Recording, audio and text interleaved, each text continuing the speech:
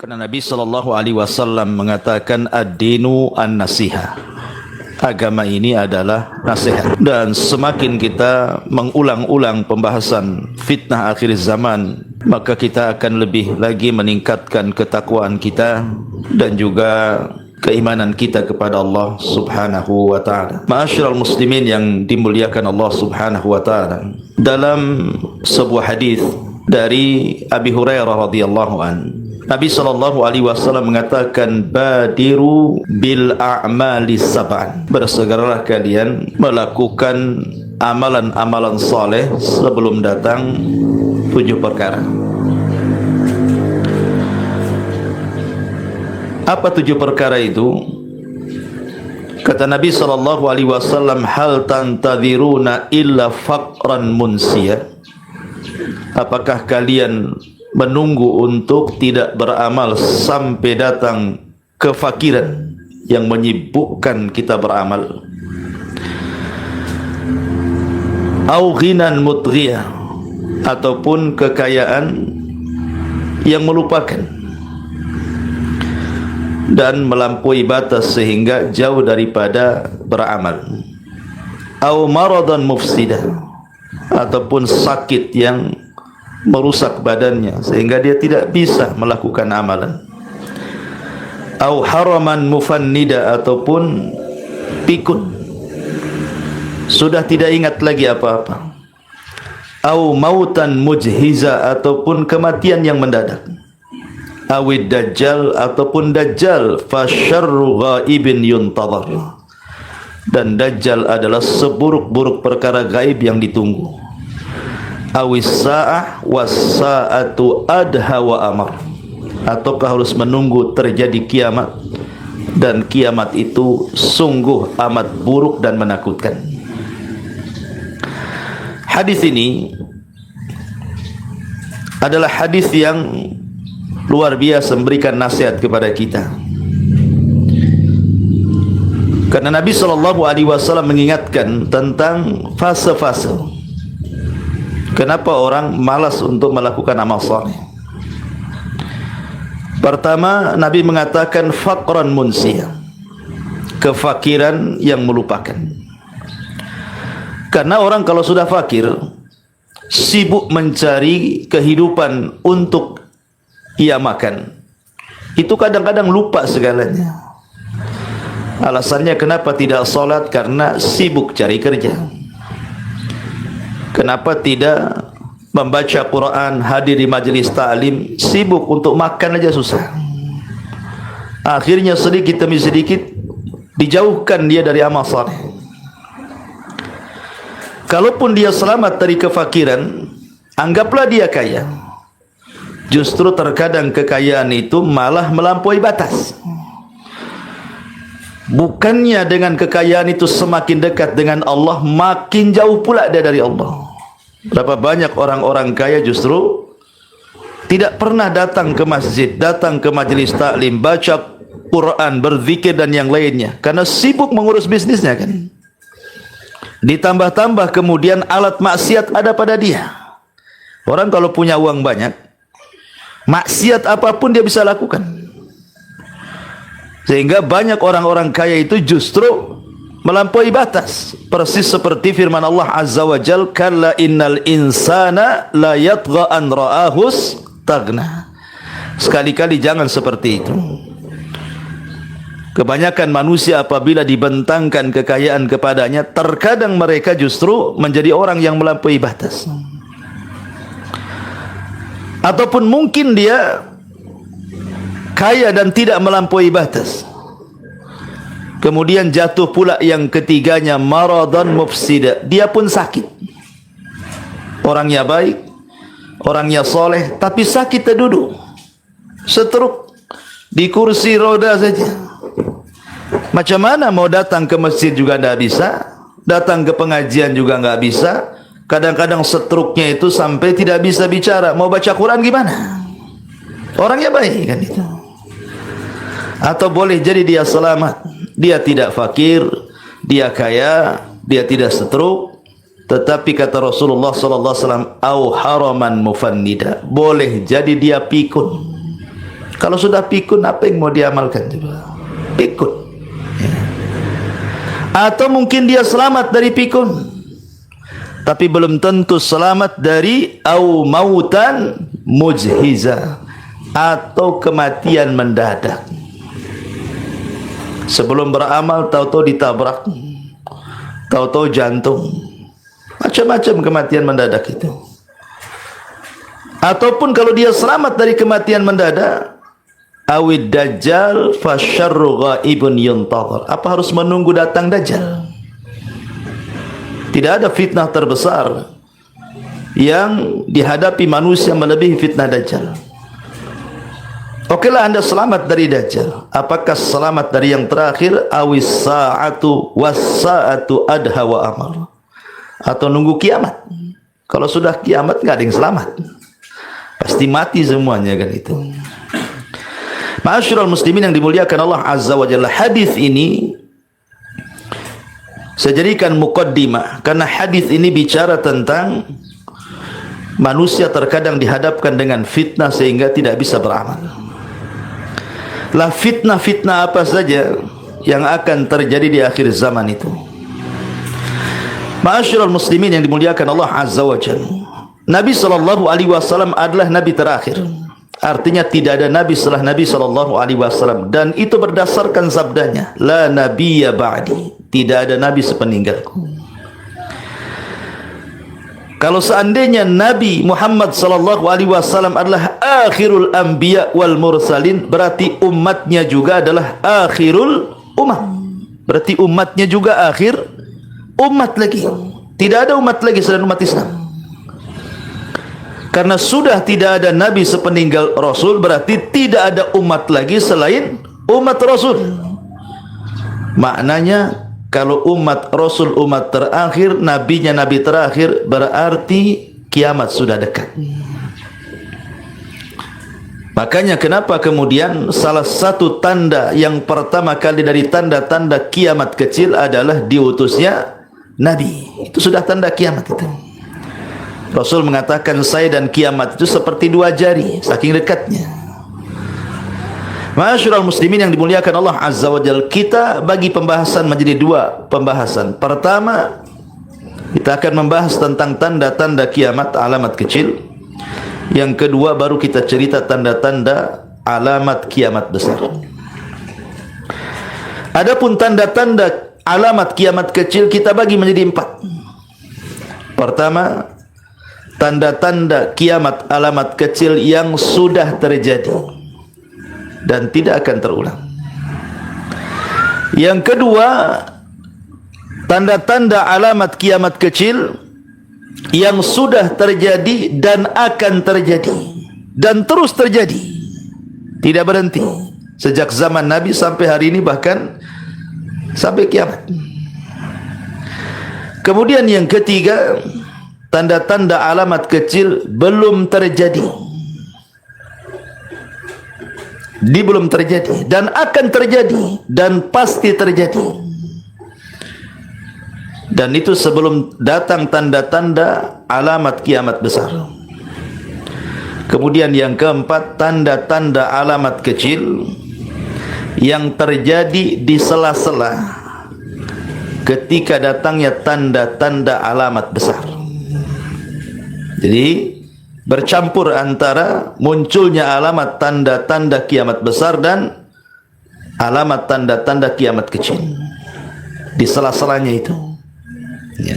Baik, inilah pembahasan tentang tanda-tanda alamat kecil. Adapun tanda-tanda alamat besar, kita jadi dua pembahasan.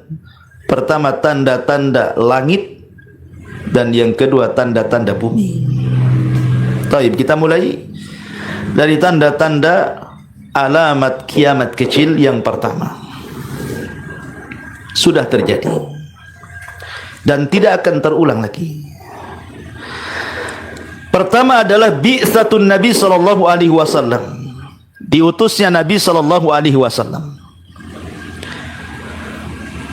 Setelah Nabi sallallahu alaihi wasallam diutus, maka tidak akan terulang, tidak ada pengutusan lagi. Karena Nabi sallallahu alaihi wasallam yang terakhir. Makanya Imam Ibnu Katsir rahimahullahu taala ketika memberikan catatan wa khatamun nabiyyin, dan Muhammad adalah penutup para nabi, kata Imam Ibnu Katsir rahimahullahu taala ketika memberikan catatan kepada tafsir ayat ini, beliau mengatakan siapapun yang mengaku nabi setelah kenabian Muhammad sallallahu alaihi wasallam, dustakan kenabiannya. Dustakan langsung. Tidak perlu dipertimbangkan, tidak perlu dipikir-pikir. Betulkah dia nabi atau hanya pura-pura jadi nabi? Tidak perlu. Langsung dustakan. Di zaman Nabi SAW bukan tidak ada yang ngaku nabi. Ada. Di sana ada Musailamah al-Kadzdzab. Di sana ada Tulaiha. Di sana ada Al-Aswad Al-Ansi. Bahkan perempuan yang ngaku nabi ada di zaman Nabi. Namanya Sajah bintul Harith. Kemudian belakangan ada kelompok Ahmadiyah, pimpinannya ngaku nabi, Hadrat Mirza Ghulam Ahmad. Bahkan anak kecil di zaman Nabi SAW namanya Ibnu Sayyad ngaku nabi juga. Bahkan nanti di akhir zaman Dajjal itu sebelum mengaku Tuhan ngaku nabi dulu. Saya kira orang-orang yang ngaku nabi itu ada di Arab saja. Rupanya di Indonesia ada juga yang ngaku nabi. Ingat di Jawa Barat ada namanya Cecep Solihin, ngaku nabi, Nabi Cecep pula. Cecep Solihin. Mungkin syahadatnya asyhadu an la ilaha illallah wa asyhadu anna Cecep gitu ya, Solihin. Rasulullah mungkin begitu syahadatnya. Ya. Bisa dengar sudah taubat, alhamdulillah. Sebelumnya ada namanya Ahmad Musaddiq. Ada lagi nabi-nabi yang lain ditangkap sama polisi. Hebat polisi Indonesia nangkapin nabi. Ya karena bukan nabi asli ya. Nabi palsu ya wajar ditangkap. Di negeri kita ini bukan hanya ngaku nabi, ngaku malaikat Jibril aja ada. Ngaku Imam Mahdi, perempuan loh. Ngaku Imam Mahdi. Ada juga di Indonesia ini. Apa yang enggak ada di Indonesia ini? Semua ada, lengkap. Ya. Artinya bahwa kalau ada orang-orang yang mengaku nabi setelah Nabi SAW, dustakan kenabiannya. Tidak ada nabi selain Nabi SAW. Karena diutusnya Nabi SAW adalah tanda-tanda dekatnya kiamat. Ana wasa'ati kahataini. Saya dan kiamat itu seperti dua jari. Saking dekatnya. Ini yang pertama. Diutusnya Nabi artinya tidak akan terulang lagi. Hanya dialah satu-satunya Nabi yang terakhir dan tidak ada Nabi setelahnya. Termasuk juga wafatnya Nabi. Nabi tidak akan dihidupkan kembali. Nabi tidak akan dihidupkan kembali dan akan diteruskan perjuangannya oleh para sahabat. Setelah para sahabat, para tabi'in, kemudian para tabi'ut tabi'in, kemudian para atba' tabi'ut tabi'in, kemudian para ulama. Dari para ulama madhab sampai sekarang ulama-ulama yang senantiasa mengikuti Nabi SAW, sehingga Rasul mengatakan al ulama warathatul anbiya. Ulama itu pewaris para nabi. Maka wafatnya Nabi SAW tidak akan terulang lagi, karena Nabi juga tidak mungkin dihidupkan lagi. Ini yang kedua. Yang ketiga, insyiqaqul qamar, terbelahnya bulan menjadi dua. Ketika orang-orang musyrik Arab datang kepada Nabi SAW dan mengatakan, ya Muhammad, kalau engkau seorang nabi, mestikan setiap nabi itu punya mujizat. Tunjukkan mujizatmu, katanya. Kata Nabi SAW, kalian mau apa, katanya kan? Kami ingin belah bulan itu jadi dua, katanya. Bayangkan, bulan dibelah jadi dua, itu kan mustahil sebenarnya. Tapi begitulah orang-orang musyrik ingin melemahkan Nabi. Tetapi Allah Subhanahu wa taala tetap ingin mengikrarkan bahwa Nabi Muhammad adalah nabi yang diutusnya. Ketika Nabi SAW berdoa kepada Allah agar bulan itu terbelah menjadi dua sebagai bukti kenabiannya, Allah tolak, tidak. Allah kabulkan. Kemudian Rasul mengisyaratkan kepada bulan, tiba-tiba terbelah tuh bulan itu. Yang satu penggalan tetap di atas, yang penggalannya kemudian turun ke bawah persis di atas Jabal Abi Kubais, dan orang-orang melihatnya. Percaya dengan seperti itu bahwa Rasul Nabi? Tidak juga. Orang-orang musyrik Arab mengatakan, jangan-jangan kami sedang disihir Muhammad, katanya. Kalau begitu tunggu besok, orang-orang yang safar dari Syam kita tanya, katanya. Kalau seandainya mereka melihat bulan utuh, hanya kita aja di sini yang melihat bulan terbelah, berarti Muhammad sudah menyihir kami, katanya. Rupanya setelah beberapa hari datanglah musafirin yang datang dari Syam itu. Ditanya, pada hari ini tanggal sekian, jam sekian, betul ada bulan terbelah? Kata orang-orang musafir yang datang, iya, katanya. Tapi mereka mengatakan rupanya orang-orang yang safar pun kena sihir, katanya. Coba bayangkan, nah, intinya kan gak mau beriman sebenarnya. Mereka malah mengatakan zahara sihru Muhammad. Muhammad sudah menampakkan sihirnya. Bukan kami saja orang mukim, orang musafir pun kena sihirnya, katanya. Na'udzubillah. Dan terbelahnya bulan tidak mungkin terulang lagi. Sehingga Allah Subhanahu wa taala mengatakan iqtarabatis sa'atu wan syaqqal qamar. Telah dekat kiamat ketika bulan terbelah menjadi dua. Kemudian yang ketiga,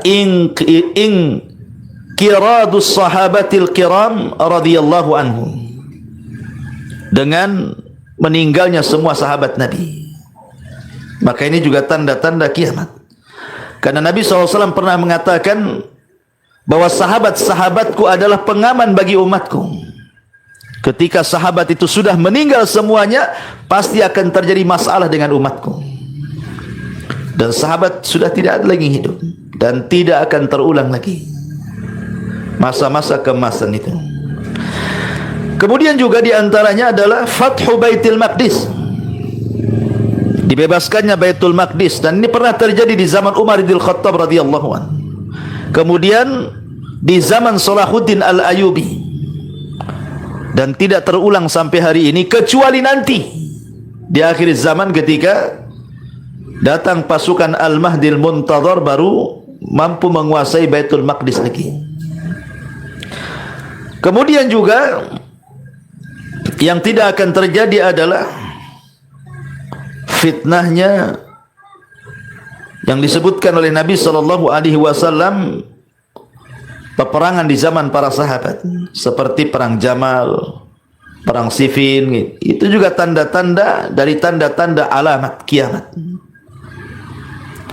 Baik, ma'asyiral muslimin yang dimuliakan Allah Azza wa Jalla, ini contoh-contoh saja kiamat atau tanda-tanda alamat kiamat yang sudah terjadi dan tidak akan terulang lagi. Sekarang pembahasan yang kedua, tanda-tanda alamat kiamat yang sudah terjadi dan akan terjadi dan terus terjadi, istimrar, terus-terusan, ya.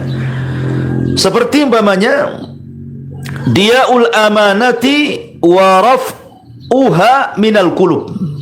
Kata para ulama, hilangnya amanah dan diangkatnya dari hati-hati manusia.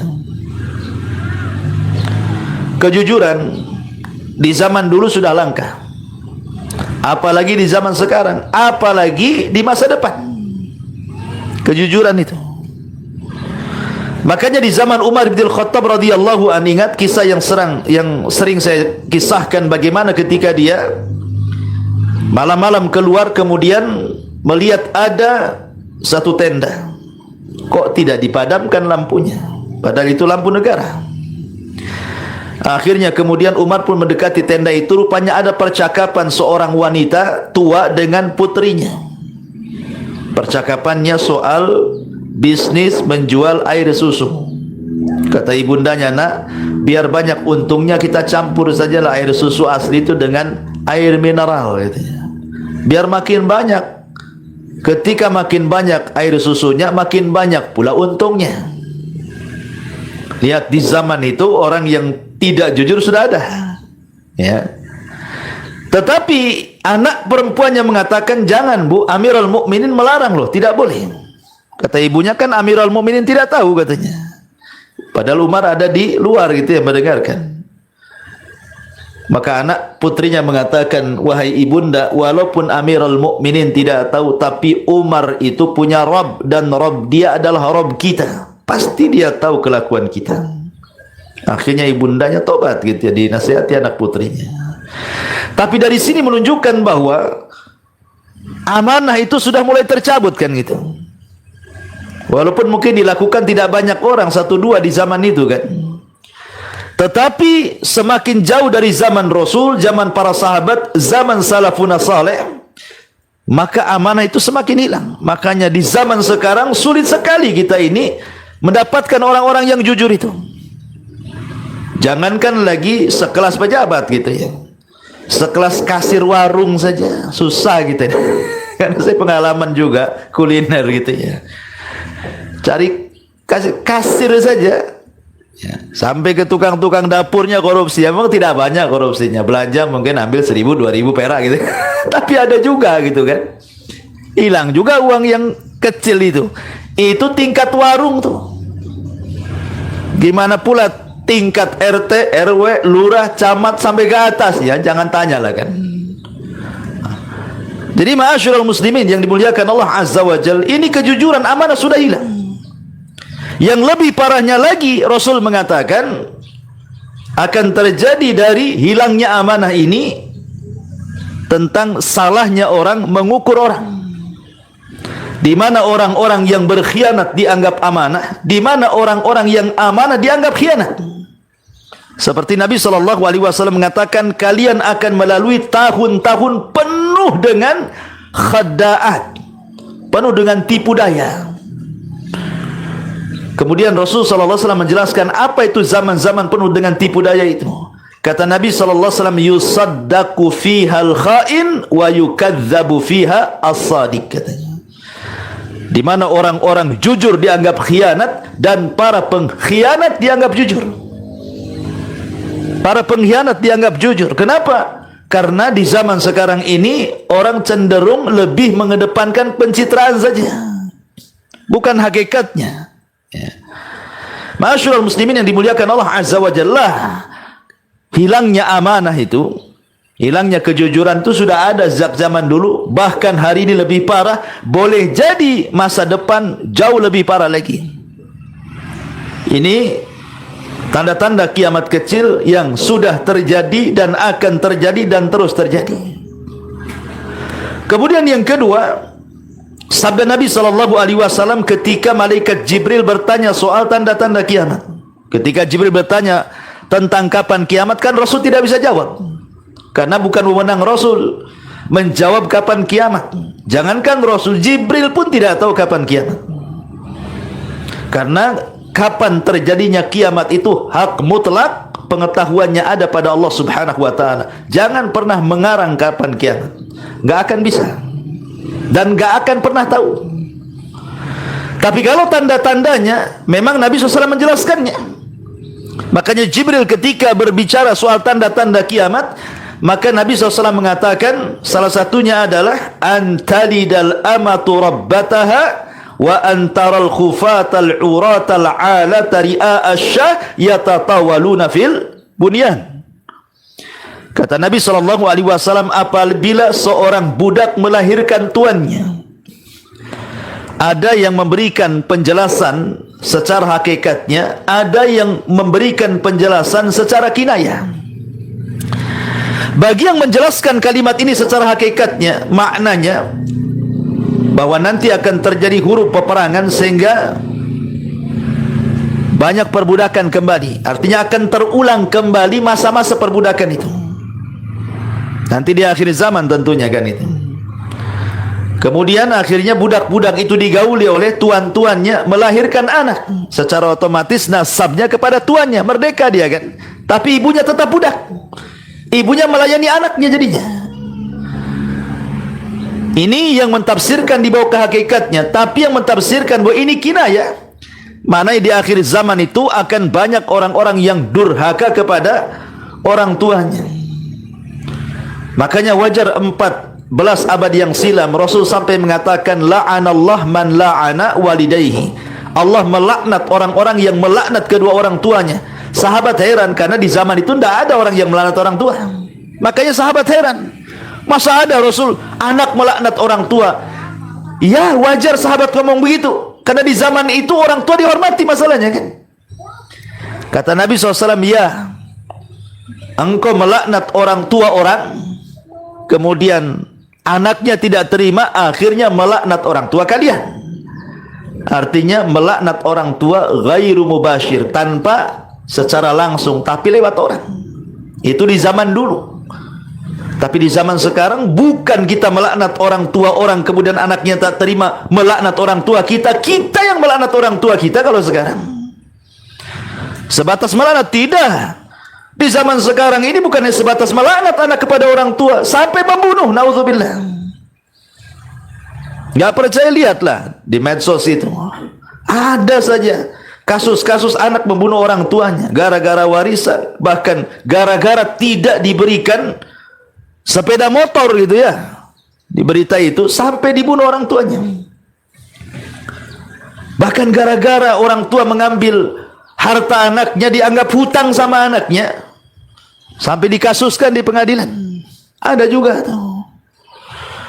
Jadi sekarang ini luar biasa durhaka anak kepada orang tua itu, nggak kebayang kita.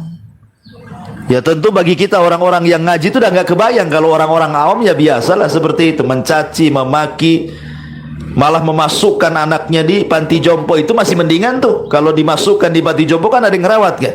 Ini ditinggal sama anaknya, entah orang tuanya makan apa.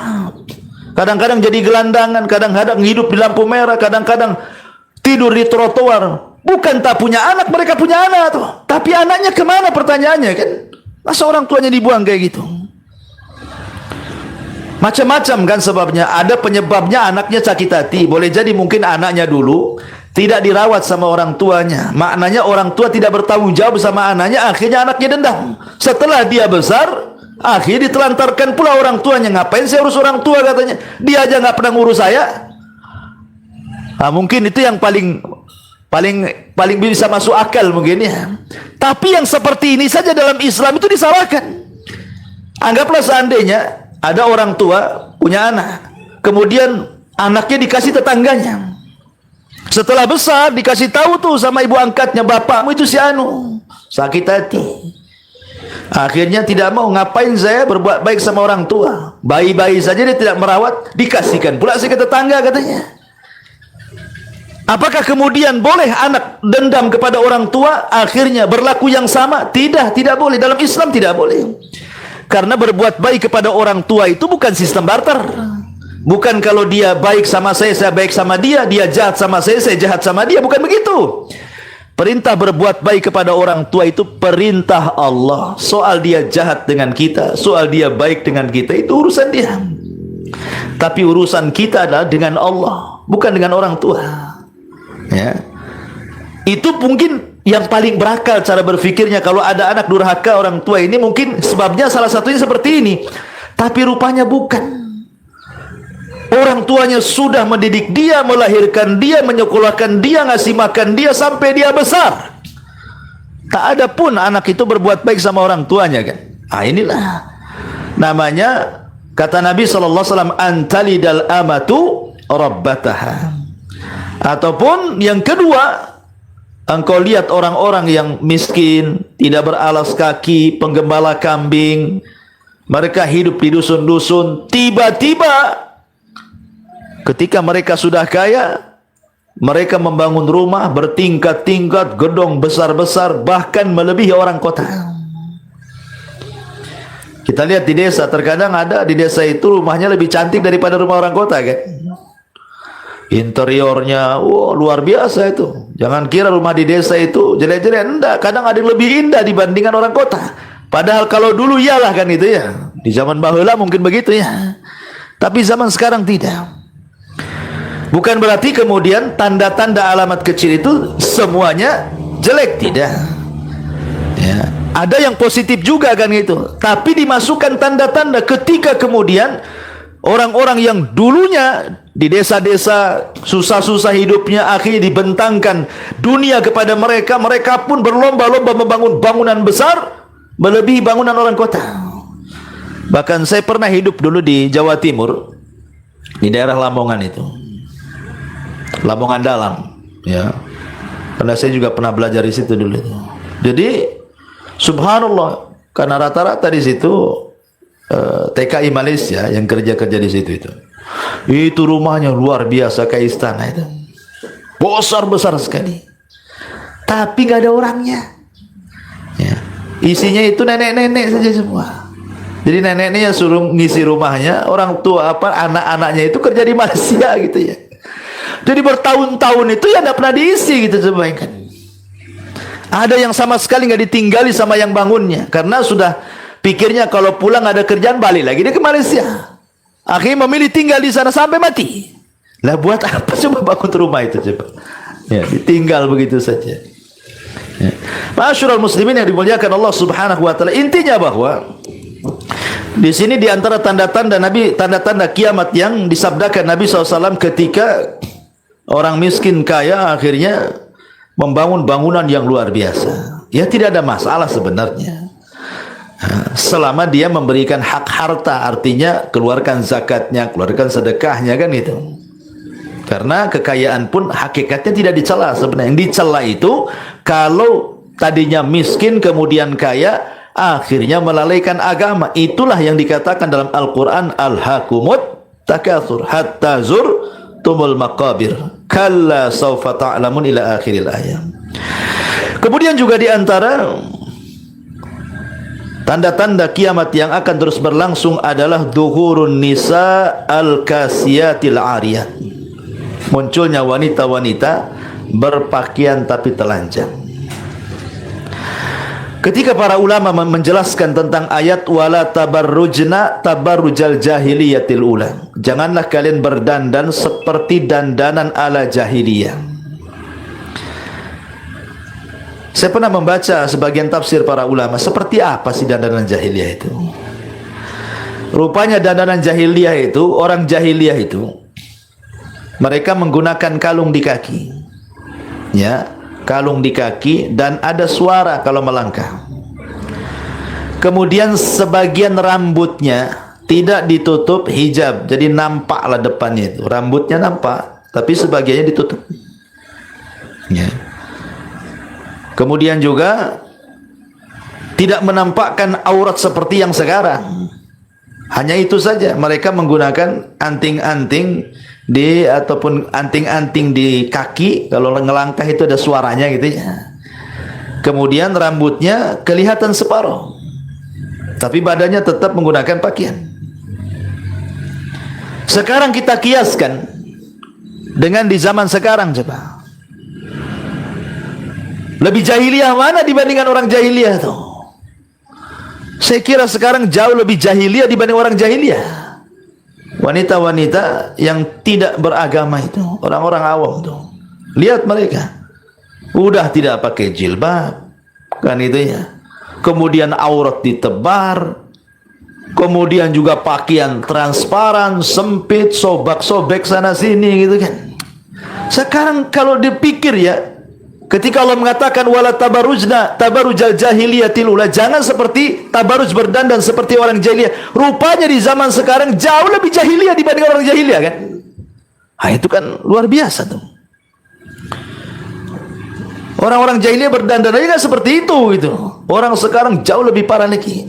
Bahkan dengan adanya medsos ini, naudzubillah, hanya untuk konten tuh kadang-kadang dia rela loh membongkar auratnya sendiri, kemudian dipajang di medsos supaya viral, dikenal. Ini dosa jariah ini. Maka siapapun yang menonton Anda ketika Anda ingin viral, berarti dosanya akan ditanggung dia tuh. Berapa banyak orang yang akhirnya melakukan dosa gara-gara konten yang Anda berikan tuh. Ini kan zaman fitnah ini. Lah, orang-orang yang seperti ini akan terus ada. Bahkan boleh jadi masa depan lebih parah lagi. Ya. Sekarang aja sudah parah gitu ya, apalagi masa depan. Nah, ini juga zuhurun nisa al-kasiyatil ariyat. Kemudian juga ittiba sananal umamil madiyah, mengikuti sunnah-sunnah umat-umat terdahulu. Nabi SAW pernah mengatakan, la tattabi'anna sanana man kana qablakum shibran bi shibrin wa dhira'an bi dhira'in hatta law dakhalu juhra dhabbin la dakhaltum. Kalian umat Islam akan mengikuti tata cara umat sebelum kalian, sejengkal demi sejengkal, sehasta demi sehasta. Andai kata umat sebelum kalian itu masuk ke lubang biawak padang pasir yang berkelok sekalipun jalannya, maka kita akan ikut di belakangnya. Kemudian sahabat mengatakan, apa yang anda maksud itu orang Yahudi dan Nasrani wahai Rasul? Kata Rasul, kalau bukan mereka siapa lagi? Artinya umat Islam itu sedikit demi sedikit akan mengikuti tata cara orang Yahudi dan Nasrani, dan sudah terbukti. Lihat anak-anak muda di zaman sekarang kan, kalau kita tanya kepada mereka sejarah nabinya, mereka tidak tahu sejarah Nabi. Jangan cerita sejarah sahabat, makin tidak tahu lagi. Sejarah Nabi aja nggak tahu. Tanya istri Nabi berapa, bingung dia. Apalagi nama-namanya, apalagi anak-anaknya. Ya. Tanya paman-pamannya Nabi siapa, tak tahu. Ditanya peperangan Nabi, makin tak tahu. Ditanya akhlak Nabi, blank-blong, nggak tahu. Tapi coba kalau ditanya selebritis gitu ya, paling hafal tuh. Rumahnya, bloknya, RT-nya, RW-nya, lurahnya, anaknya, selingkuhannya, semua hafal dia, ya kan? Naudzubillah. Kenapa? Karena itu yang ditonton sama dia. Kayaknya bersari penasaran itu. Ada orang yang mengikuti kehidupan satu artis itu, sampai tahu betul dia. Kenapa anda kemudian menghabiskan hanya untuk mengikuti tren artis? Kenapa tidak mengambil buku sirah para ulama, pelajari setiap hari itu? Sampai-sampai saya pernah mengetes salah satu anak SMA tuh, tentang siapa Umar bin Khattab. Tidak tahu siapa Umar itu, Ustaz. Tidak tahu. Umar bin Khattab tidak tahu, bayangkan. Ya. Masyaallah muslimin yang dimuliakan Allah Azza wa Jalla, ini kan bahaya. Ya. Sudah sejarah Nabi tidak tahu, sejarah sahabat tidak tahu. Ketika dia tidak tahu sejarah nabinya, tidak tahu sejarah para sahabatnya yang membawa Islam sampai kepada kita, maka pasti dia akan mencari tuntunan yang lainnya. Ya, pasti dia. Kalau tidak tahu sejarah nabinya, pasti akan dia mencari sejarah yang lainnya. Makanya kenapa orang-orang yang tidak paham sejarah Nabi hafal pula dia para pemain bola tuh. Hafal. Ini namanya anu klubnya ini. Kalau main sekian, kalahnya tahu dia, menangnya berapa, kalahnya berapa, tahu itu. Pemain boxing, pemain tinju, kok dia bisa tahu? Tapi Nabi lo tidak tahu. Nah, ini kan gara-gara apa? Gara-gara ittiba sanana man qablakum, karena mengikuti tata cara umat sebelum kalian. Sengaja orang-orang Yahudi dan Nasrani itu melupakan kaum muslimin dengan permainan, dengan syahwat, dengan syubhat. Akhirnya mereka dilupakan dari nabinya. Mungkin kalau orang Islam disuruh murtad agak sulit. Pelan-pelan aja dimurtadkan dengan cara tidak sadar, mengaku Islam padahal bukan Islam dia.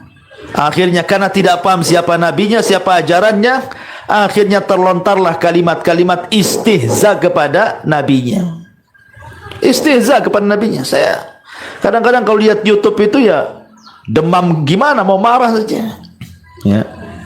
Ada seorang tokoh yang viral mengatakan tentang, saya belum pernah mendengar Muhammad itu agamanya Islam katanya. Dia yang bawa ajaran Islam pula, dia mengatakan, saya nggak dengar. Dari mana kamu tahu Muhammad itu bawa ajaran Islam katanya. Ini kan pemahaman liberal. Maunya itu dibenturkan dengan agama yang lainnya, bahwa semua agama itu sama. Ya, dan begitu seterusnya kan. Kenapa sampai kemudian terlontar kalimat seperti ini? Karena tidak paham siapa Nabi dan apa ajarannya. Kalau dia paham, nggak mungkin dia mengatakan seperti itu. Masyarul muslimin yang dimuliakan Allah Azza wa Jalla. Kemudian juga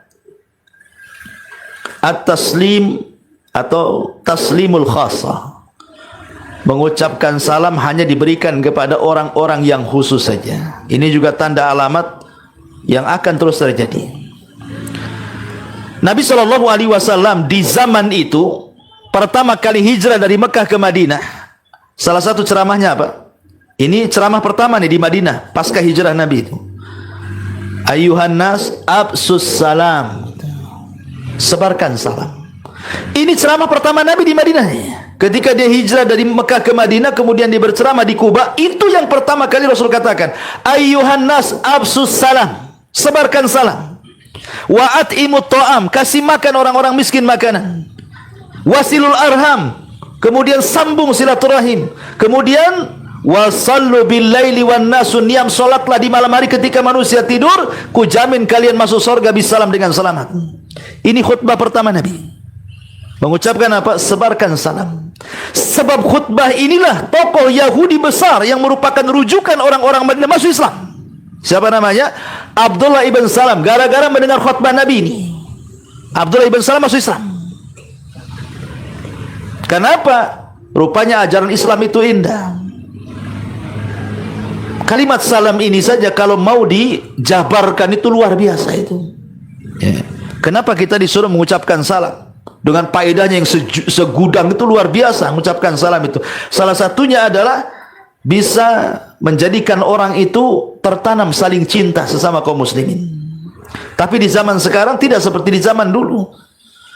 Di zaman dulu kalau orang mengucapkan salam kemudian tidak dijawab, marah. Seperti kasusnya Sa'ad bin Abdurrahman bin Auf atau Sa'ad bin Abi Waqqas radhiyallahu an, ketika dia melihat ada Utsman ibn Affan duduk di Masjid Nabawi, kata Sa'ad bin Abi Waqqas, "Assalamualaikum ya Utsman." Tidak dijawab sama Utsman. "Assalamualaikum ya Utsman." Tidak dijawab 3 kali. Sa'ad bin Abi Waqqas mengatakan, "Assalamualaikum ya Utsman." Marah dia. Akhirnya apa? Datang kepada Umar mengadu. "Wahai Amirul Mukminin," karena ketika itu khalifah, "saya ketemu dengan Utsman di Masjid Nabawi. Kuucapkan salam tak dijawab. Ada apa dengan dia?" katanya. Karena orang yang tidak menjawab salam itu pasti ada masalah kan gitu. Kenapa tidak menjawab salam? Jadi dipanggillah Utsman oleh Umar dan dikatakan, "Hei Utsman, kenapa kau tidak jawab salamnya Sa'ad bin Abi Waqqas itu?" Kata Utsman, "Saya tidak tahu." Kata Sa'ad, "Wallahi demi Allah aku ucapkan salam dengan keras." Kata Utsman, "Saya tidak dengar." Ya. Sampai kemudian saling berdebat. Utsman mengingkari, "Saya tidak dengar." "Kalau saya dengar saya jawablah," katanya. Kata Sa'ad bin mengatakan, "Akulah mengucapkan dengan keras, masa tak dengar?" katanya. Akhirnya saling berdebat. Akhirnya Umar coba menengahi dan merayu, "Wahai Utsman, Sa'ad sudah mengucapkan salam, kenapa kau tak jawab?" Akhirnya Utsman pun, "Oh boleh jadi saya tadi tidak dengar itu karena saya melamun," katanya. "Kenapa kau melamun?" "Tadi saya di masjid itu terpikirlah hadis Nabi. Ketika aku dulu di zaman Nabi sedang duduk di majelis Nabi, kata Rasul, dakwatun Nabi, ada doa seorang Nabi kalau dibaca dalam doa kita mustajab. Habis itu Nabi disibukkan dengan orang Baduy sehingga Rasul tidak meneruskan hadis itu. Kemudian aku ingat-ingat apalah gitu. Makanya aku lupa." Ya. Nah, barulah kemudian Umar pun mengatakan, "Oh iya, aku juga sama, hadir di majelis itu," katanya. Tapi tiba-tiba Sa'ad bin Abi Waqqas merubah tema supaya jangan tegang. Kata Sa'ad, "Oh iya saya tahu," katanya. Dilupakan nih perselisihannya. Langsung kata Sa'ad, "Saya tahu doa itu," katanya. Udah lupa perkara tadi, lain lagi sekarang ini. Coba. Begitulah sahabat tuh. Nah, kita juga harus gitu, pandai-pandai kalau udah mulai tegang nih, rubah maudunya, temanya. Seperti itu. Pamannya suami istri lagi tegang-tegang, cari tema lain supaya yang ini dilupakan gitu ya. Seperti itulah. Ya, para sahabat Nabi SAW marah kalau tidak salamnya dijawab. Ada apa?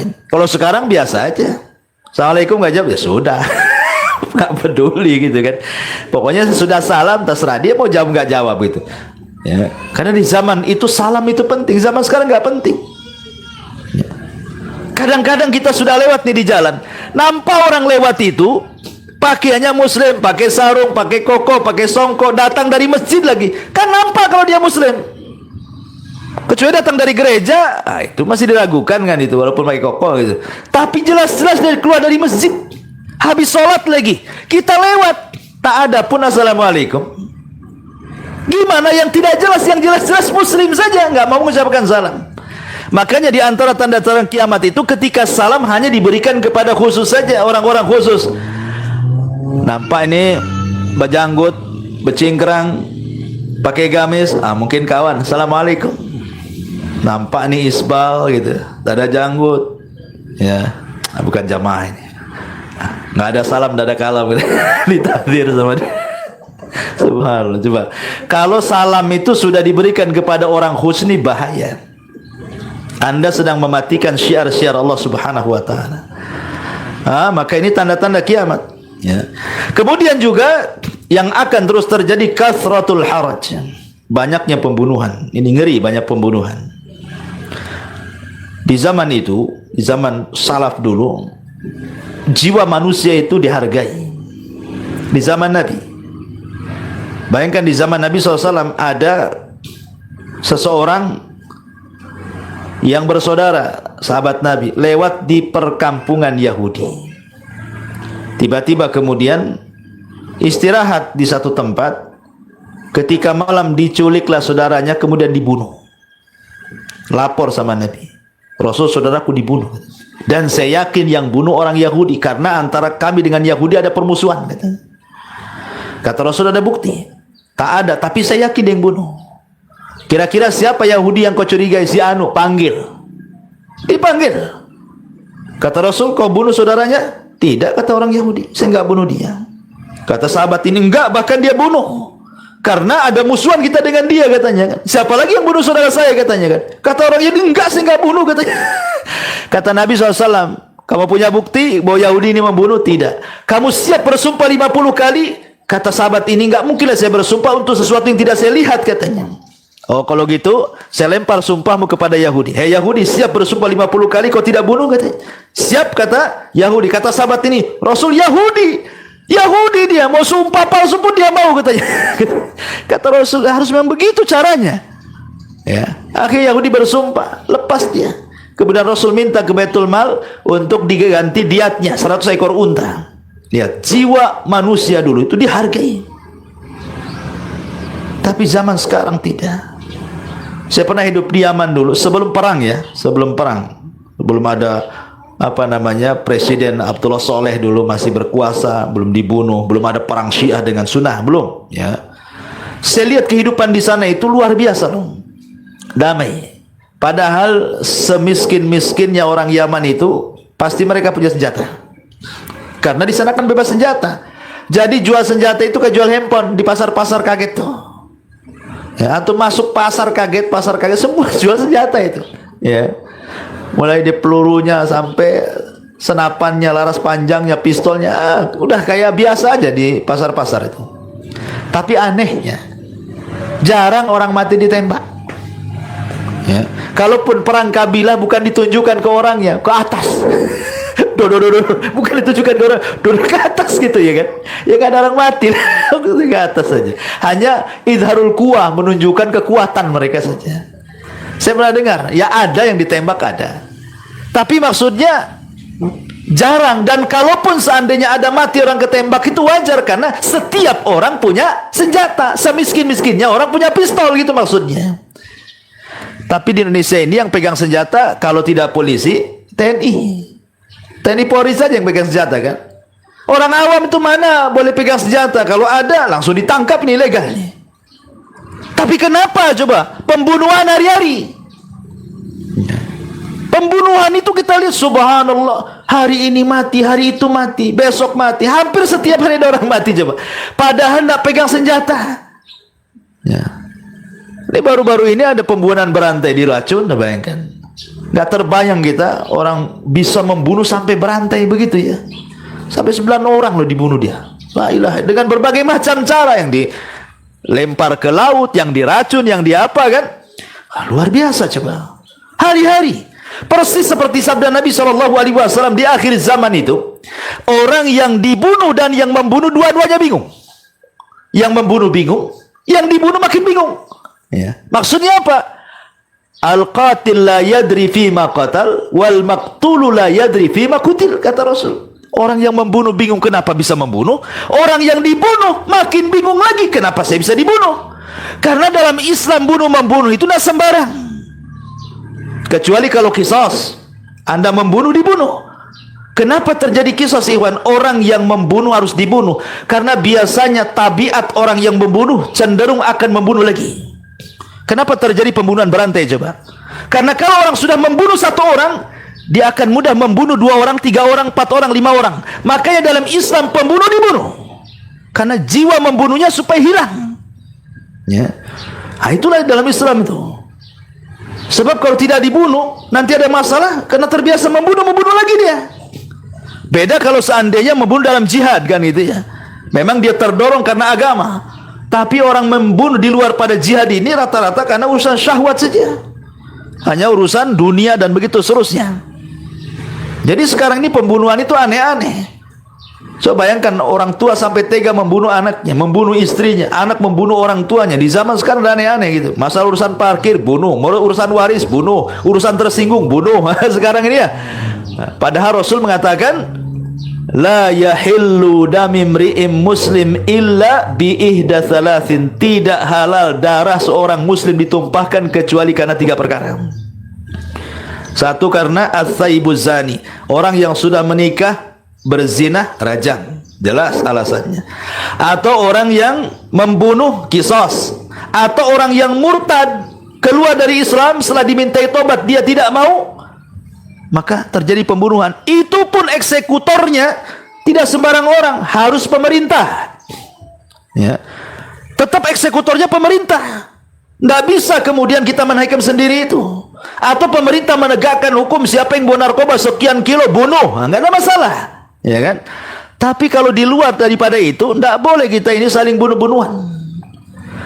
Karena dalam Islam jiwa manusia itu terjaga. Makanya di sini di antara tanda-tanda akhir zaman adalah ketika banyaknya pembunuhan.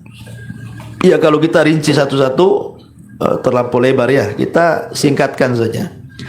Kemudian syahadatuz zur, orang yang bersaksi dengan saksi palsu, seperti yang banyak di persidangan lah biasanya kan. Sampai saksi-saksi itu bisa dibayar. Berani sumpah pula dia. Kalau di pengadilan itu kan disumpah dengan Quran kalau dia muslim kan. Berani loh disumpah dengan Al-Quran. Demi bayaran. Di zaman sekarang ini.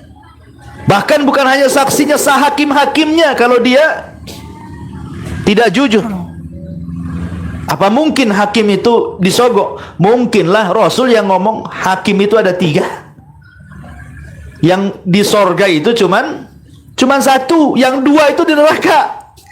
Rasul yang mengatakan seperti itu kan. Siapa hakim di sorga? Hakim yang tahu kebenaran, kemudian memutuskan dengan kebenaran, maka dia di sorga.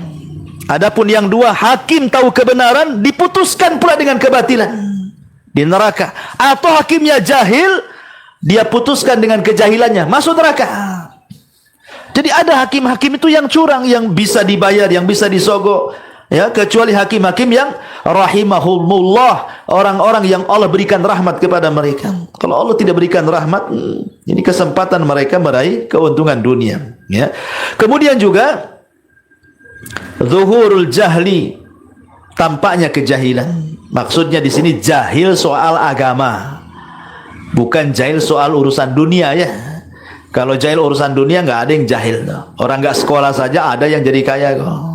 Ya, nggak sekolah itu pengalaman saja kalau dunia.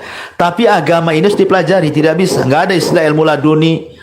Ya, kitabnya dibakar, dimasukkan ke gelas, diminum, jadi menguasai kitab yang diminum, nggak ada cerita. Yang ada mati dia. Ya. Nah, jadi nggak ada ilmu laduni, harus dipelajari. Dan sekarang ihtimam belajar agama itu subhanallah rendah sekali. Kenapa? Karena ustadznya saja sudah tidak dihargai. Gimana ilmu yang dibawanya? Makin tidak dihargai kan? Coba bayangkan, coba kalau seandainya majlis-majlis syahwat, majlis-majlis syubhat, nggak diundang aja datang. Coba buat konser itu di Angko Putri itu, nggak perlu ada undangan ke rumah antum, datang antum. Bukan satu orang, satu keluarga di bawah dia. Hujan-hujan diterabas dia, nggak peduli. Ya. Tapi coba dibuat kajian kayak gini, Pak Edi ini sudah nyebar di grup-grup. Yang datang siapa? Yang istiqomah saja bisa dihitung dengan jari. Ya. Entah kenapa gitu. Mungkin malas hadir gitu. Bosan ustadznya satu. Atau malas hadir. Apa? Ajarannya gak beres gitu. Gitu ya. Macam-macam orang itu kan gak mau datang ya. Sibuk ya. Masih mending saya cari kerja katanya kan. Kalau saya ngaji tak dapat duit hari ini. Macam-macam alasan itu. Memang setan itu memang luar biasa kalau sudah ngerantai kaki untuk jalan ke pengajian itu. Karena kalau sudah ilmu sudah tidak dihargai, ustadznya pun sudah tidak dihargai, macam mana orang ini akan belajar agama? Akhirnya apa? Jahil murakkab. Ya. Ada yang sudah dapat hidayah bertahun-tahun sudah senior lah, harusnya jadi ustadz tuh. Mungkin 20 tahun yang silam dia dapat hidayah. Harusnya kalau terus ngaji pintar, harusnya dia jadi ustadz lah kan itu ya. Ya tapi nggak dimanfaatkan hidayahnya itu. Dia hanya jiping, ngaji kuping, itu pun sekali-kali saja. Nah nanti ngaku senioritas pula. Saya sudah senior 20 tahun, malas lah katanya. Biar junior-junior aja yang hadir katanya. Coba bayangkan. Sekelas Umar bin Khattab loh. Siapa yang tidak kenal Umar bin Khattab? Bawa lembaran Taurat, Rasul marah. Hei Umar, ngapain kau bawa lembaran Taurat tuh? Buang. Kau ragu-ragu dengan Islamnya? Amutahawikun anta bi Ibnul Khattab. Kau sudah bingung? Aku tinggalkan Islam terang benderang, malamnya seperti siangnya. Tidak ada yang tersesat kecuali dia binasa, kata Rasul. Akhirnya dibuang sama Umar. Apa syahidnya? Nabi mengkhawatirkan agama Umar gara-gara memegang lembaran Taurat. Padahal Rasul yang mengatakan kebenaran itu yajri ala lisani wa qalbi, berjalan di lisan dan hatinya Umar. Bahkan kalau dia berpapasan dengan setan-setannya yang ngacir, bukan dia yang ngacir. Tapi Rasul masih mengkhawatirkan agamanya. Coba, apalagi kita lah, siapa kita yang hari-hari dihadapkan dengan handphone yang isinya syubhat dengan syahwat. Ya Taurat di situ, ya Injil di situ, ya Zabur di situ, ya ajaran teroris di situ, ajaran sesatnya di situ, ada semua. Ustaz-ustaz yang benar, ustaz-ustaz yang salah, semua ada di handphone sekarang ini. Coba kalau Nabi khawatir dengan agama Umar, hidup di zaman sekarang, kata Nabi sudah nggak usah pakai handphone. Jadul pun tak boleh, mungkin begitu ya. Tapi orang sekarang nggak pernah khawatir kepada ajarannya, merasa dia sudah kokoh akidahnya karena sudah senior, sudah lama kan. Ya kalau seandainya ada kartu itu mungkin tengok tahun saya masuk kena dapat hidayah ini, ada ini saya punya kartu nama. Ya, Ma'asyiral muslimin yang dimuliakan Allah Azza wa Jalla. Ini sekali lagi karena tersebarnya kejahilan dan diangkatnya ilmu. Bagaimana cara diangkatnya ilmu? Dengan diwafatkannya para ulama. Kata Nabi SAW, kalau ada orang kaya mati, besok ada yang lebih kaya lagi. Kalau hari ini presiden meninggal nih, wakilnya langsung naik jadi presiden. Kalau ada menteri ngundurin diri, langsung ada tuh penggantinya. Bahkan ada yang dipecat untuk diganti menteri lain, kan itu ya. Artinya kalau urusan dunia itu paling gampang cari penggantinya. Bahkan kadang-kadang pengganti lebih hebat daripada yang sebelumnya. Itu kalau urusan dunia. Tapi kalau urusan agama, kata Nabi SAW, mautul alim musibatun la tujbar. Kematian orang alim itu musibah yang tidak bisa digantikan. Siapa yang bisa menggantikan Imam Syafi'i? Setelah meninggal tidak ada Imam Syafi'i kedua. Siapa yang bisa menggantikan Imam Ahmad, Imam Malik, Abu Hanifah? Setelah mereka meninggal, nggak ada lagi Imam Ahmad, Imam Malik, Imam Abu Hanifah setelahnya. Siapa? Ulama-ulama kita sudah meninggal. Syalbani meninggal. Siapa yang bisa menggantikan dia? Nggak ada. Ya. Justru penggantinya di bawah dia kemampuan pengetahuannya kan. Begitu ilmu itu. Semakin jauh dari masa Nabi itu semakin berkurang. Tapi kalau orang kaya, makin kaya dia.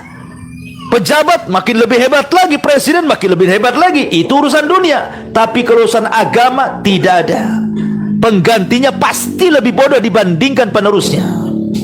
Itulah kata Rasulullah, kematian seorang ulama itu musibah yang tidak bisa tergantikan. Karena ketika tersebar kejahilan, hilangnya ilmu atau diangkatnya ilmu, pasti orang akan mengangkat orang-orang jahil menjadi pemimpin, ditanya kemudian menjawab sesat dengan jawaban menyesatkan pula kepada orang yang bertanya. Dan ini sudah zamannya.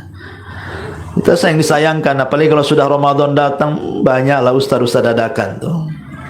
Sebelumnya tidak pernah jadi ustaz dia itu. Jadi artis yang ada ya kan? Jadi artis pelawak lagi. Tetap jadi ustaz pula kan. Ditanya jawab, mau jawab apa? Yang ada jawabannya ditertawakan orang kan gitu. Karena biasa dia ditertawakan orang, sampai jadi ustaz pun masih ditertawakan orang gitu ya. Masya Allah. Rasul atau Allah mengatakan, sanulki alaika kaulan thaqila. Saya akan lempar kepadamu perkataan yang sangat berat. Artinya agama ini berat. Tidak sembarang orang bisa bicara kecuali dengan belajar. Kalau hendak jadi ustadz itu sampaikan yang dia tahu saja, jangan lebih daripada kapasitas dia. Tapi masalahnya ego manusia, ananiah itu bahasa kita ya. Bahwa kalau orang sudah dianggap dia ustadz, kayaknya malu kalau dia tidak bisa menjawab. Itu yang menjadikan akhirnya semua pertanyaan itu dijawab dia, seolah-olah dia gudangnya ilmu ya. Jangan seperti itu, jangan seperti sombong. Karena dulu juga ada orang yang sombong di Mekah itu, orang yang haji sombong. Dia mengatakan, is'alu kulli syai', is'alu anni kulla syai'in, katanya. Tanya aku segala sesuatu, aku akan bisa jawab, katanya. Datang orang Badui, katanya. Saya bisa tanya sama kamu, di mana tuh tembolok semut, katanya. Tidak bisa jawab dia. Sombong, katanya. Katanya segala sesuatu tanya, saya tanya itu aja kok tak tahu, katanya.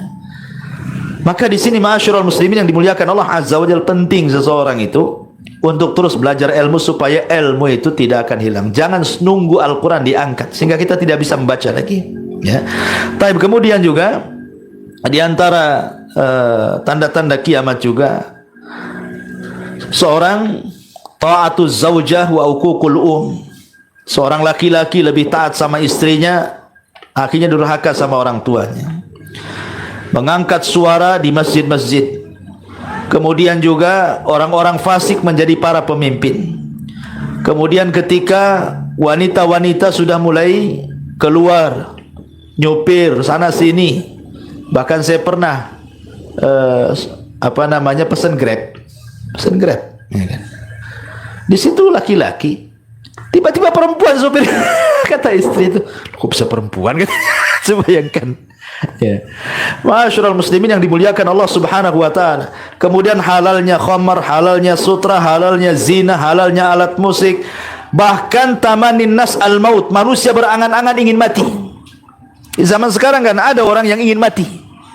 Ya, jadi dia lewat kuburan mengatakan, coba aku mati kayak kamu, katanya. Nah, orang-orang ingin mati. Kalau ingin matinya karena sebuah fitnah yang dihadapi, takut dia terkena fitnah akhirnya murtad, bolehlah. Tapi kalau ingin mati gara-gara faktor ekonomi, bahkan betul-betul matinya itu minum racun, anaknya dikasih racun, ini putus asa, ini dosa besar ya.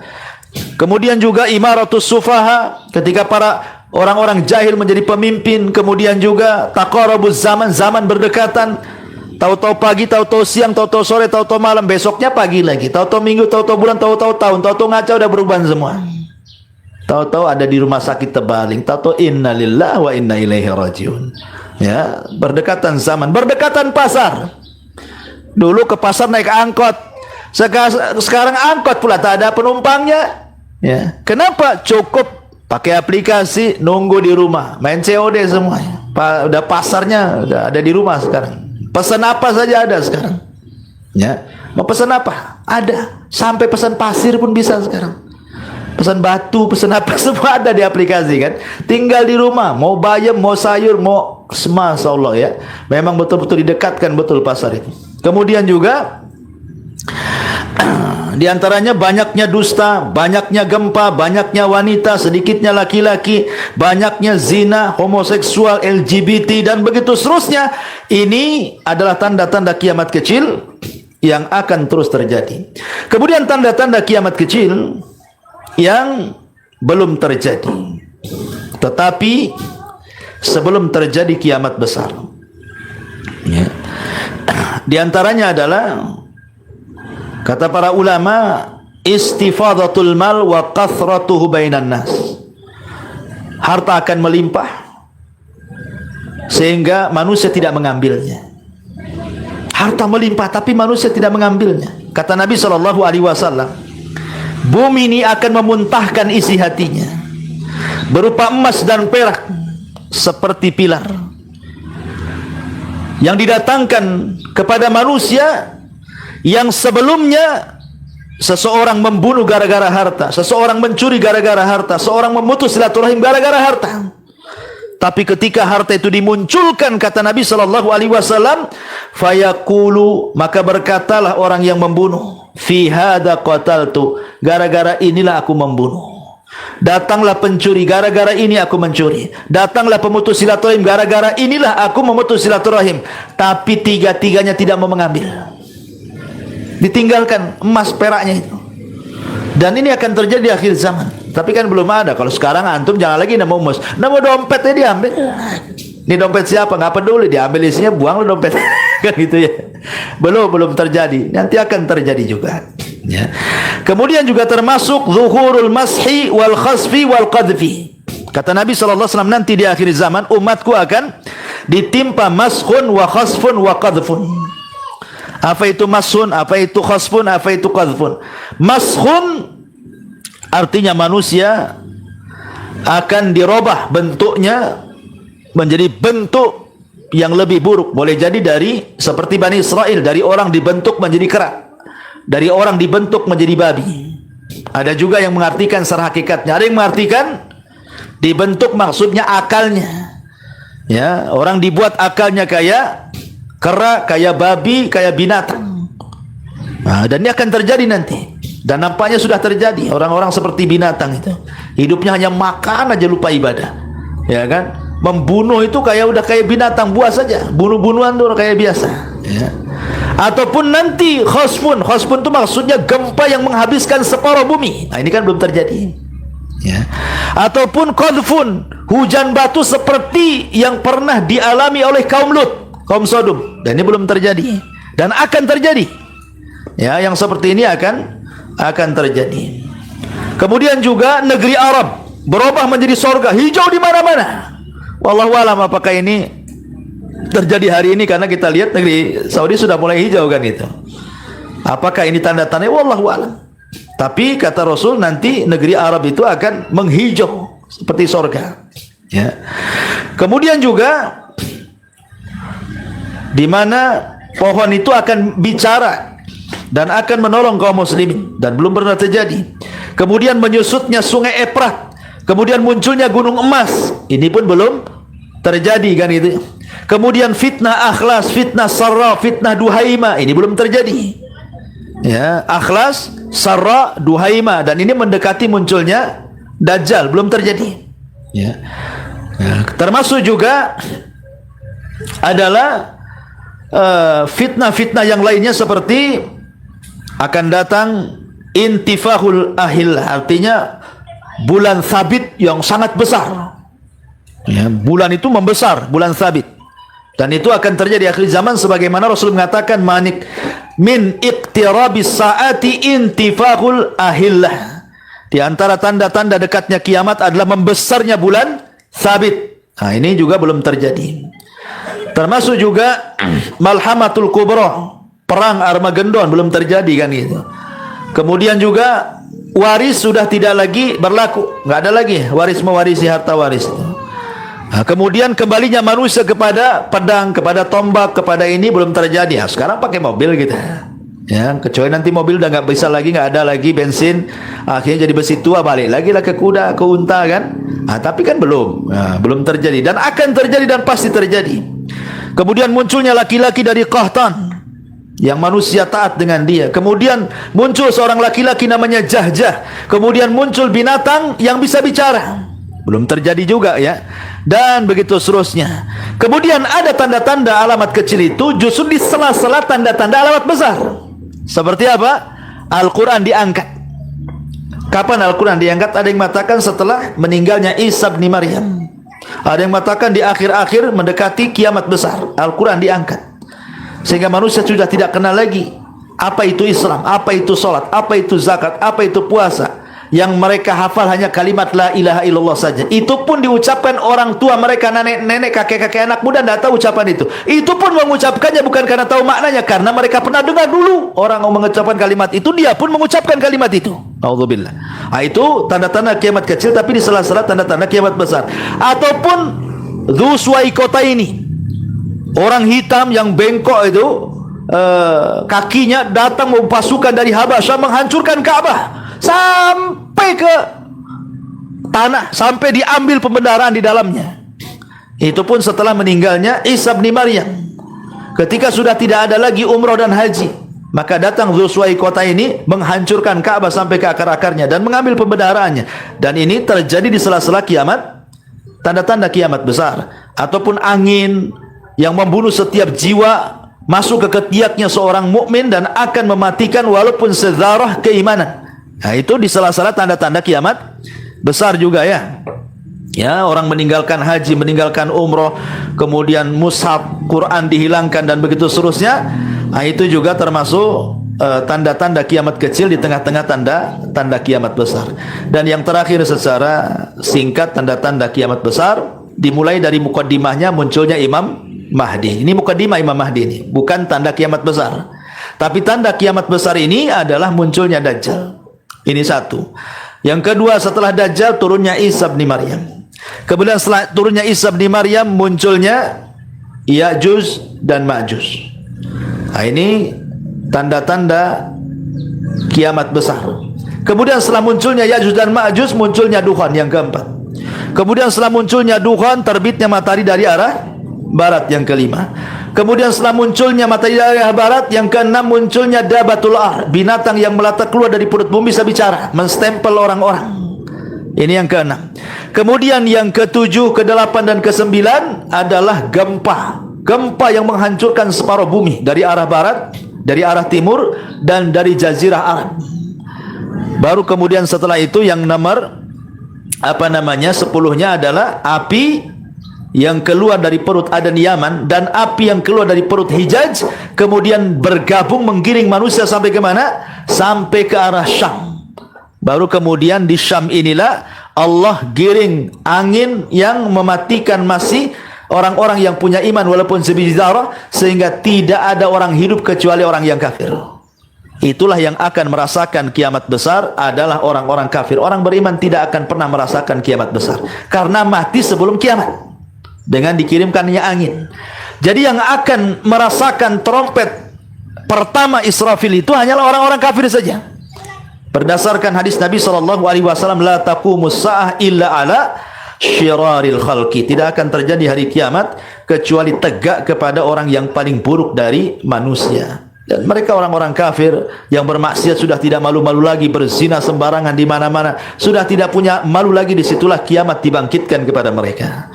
Na'udzubillahi min dzalik. Dan semoga kita dijaga dari fitnah-fitnah akhir zaman. Ini yang bisa saya sampaikan, ya, hanya sekedar mengulas karena sering juga dijelaskan untuk menyegarkan ingatan kita supaya kita lebih menebalkan keimanan dan ketakwaan kita kepada Allah Subhanahu wa taala.